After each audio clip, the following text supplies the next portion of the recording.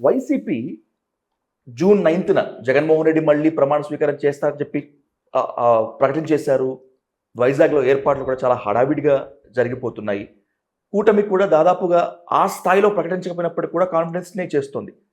సర్వేలు వీటన్నింటిని గనక చూసుకుంటే అసలు ఆంధ్రప్రదేశ్‌లో ఏం జరగబోతోంది? ఎవరు విజయ పతాకం ఎగరవేయనున్నారు సార్? మీరన్నట్టుగా వాతావరణం బాగా టెన్స్‌గా ఉంది. ప్రతి ఒక్కరు కూడా అంటే ప్రతి వాళ్ళు చాలా అటెంటివ్‌గా ఉన్నారు.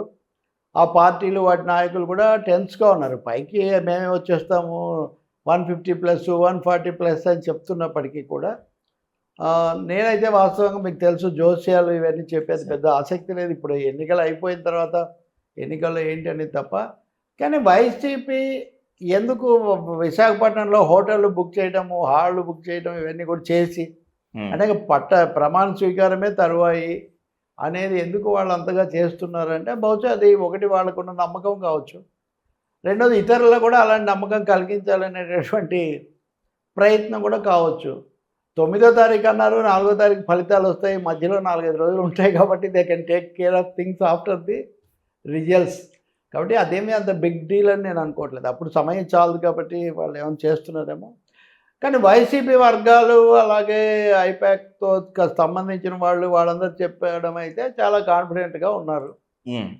ఇది వాళ్ళ అభిప్రాయం.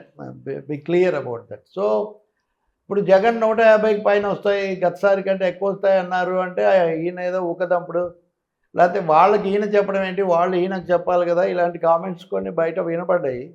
కొంతమంది రాజకీయవేత్తలు కూడా చేశారు, చేయొచ్చు కూడా సహజంగా ఎన్నికలప్పుడు.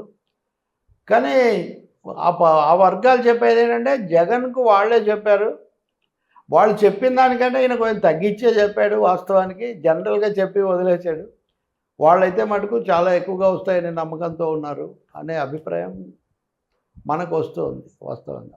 అయితే అందరూ అలా ఉన్నారా అంటే వైసీపీ కూడా గంభీరంగా గుమ్మరంగా ఉన్నవాళ్ళు, కాస్త జాగ్రత్తగా ఉన్నవాళ్ళు, కనీసంగా బయటపడితే చాలనేవాళ్ళు కూడా అందులో కూడా ఉన్నారు సార్.